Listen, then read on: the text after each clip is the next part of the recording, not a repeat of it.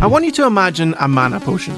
It's blue, right? Of course it is. You saw the video title. Now, I never really bothered to question it until I was playing Diablo 4, when I realised my mana is actually... orange? Well, I mean, technically it's not mana, it's fury, but more on this later. While I was playing, it made me realise how wrong it looks to have my mana be a colour that wasn't blue. It just doesn't fit, but I couldn't put my finger on why. Have I been genuinely scammed here? Oh, you've got to play as a mage for mana, and that's where it's blue. Okay, so why is blue the standard colour for mana? Why, in this game with multiple different resource types, is blue reserved for mana, and why is mana reserved for the magic character? I've honestly been thinking about this for too long, so it's time I found out. The origin of mana. And I'm talking beyond just simple game design concepts. Like, sure, blue does contrast nicely against the red of the health bar, and I'm sure early video games had a much more limited colour palette, but I want to know the deep, dark, psychological, and perverted reasons. I started at the beginning, and I asked ChatGPT about the origins of mana. Dear ChatGPT, why is mana blue? One entire rainforest and 50 gallons of water later, my AI overlord told me that it's because games decided for it to be blue. Right, clearly I'm going to have to take research into my own hands. And by my own hands, I mean looking at Reddit posts by someone 11 years ago asking the same question, but still I'm met with it's blue because it is.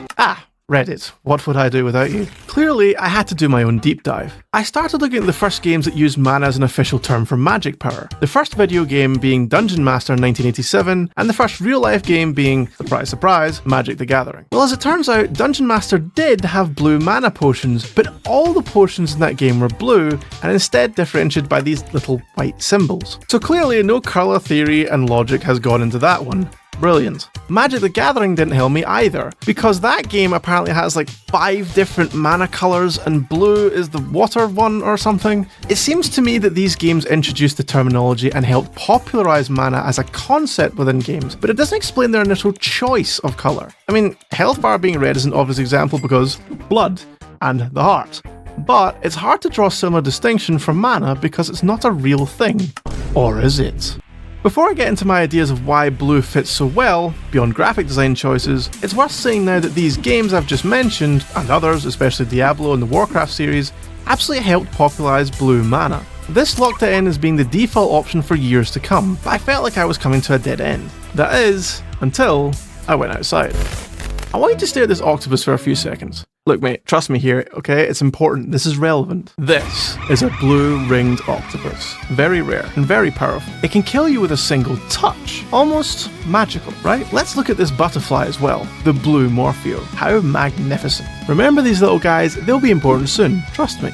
Now that I've asked you to trust me, it's probably a bad time to tell you that I lied to you. Earlier I said mana isn't real. Well, that wasn't true, kind of. It exists, just not as a physical thing. It's more of a vague description for aura that comes from early Polynesian culture. Of course, this early concept didn't have to be simplified into a measurable and spendable resource like it does now in video games. Thanks, Blizzard. Its definition, before nerds claimed it, is as follows. Mana is a sacred, supernatural force or spiritual energy that permeates the universe, residing in people, places, and objects. In my mind, this seems like it could be a rare yet naturally occurring phenomenon. You know what else is a rare, natural phenomenon? The blue-ringed octopus. Oh, and the blue Morpheo. Remember these little guys? I told you they'd be relevant. But why, you ask, are these at all relevant? Well, they're both very rare, and both defined by their blue.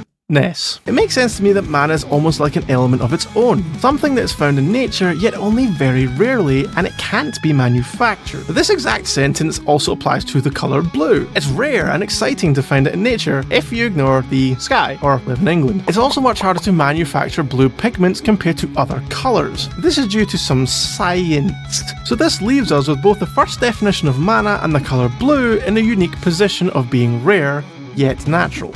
Intrinsic, yet scarce. This, in my mind, is what makes it fit so well, and even if it were only on a subconscious level, is perhaps why game designers felt it fit right to be the colour for mana and got locked in. I'm choosing to believe this, and I may be wrong. Unlikely, but possible.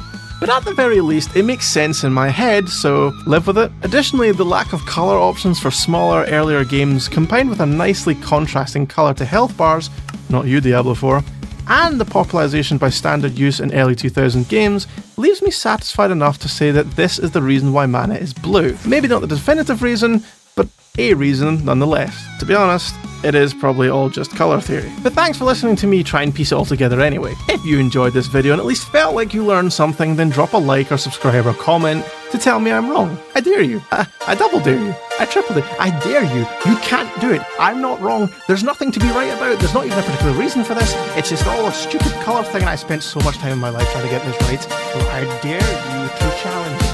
Thanks for watching. Bye.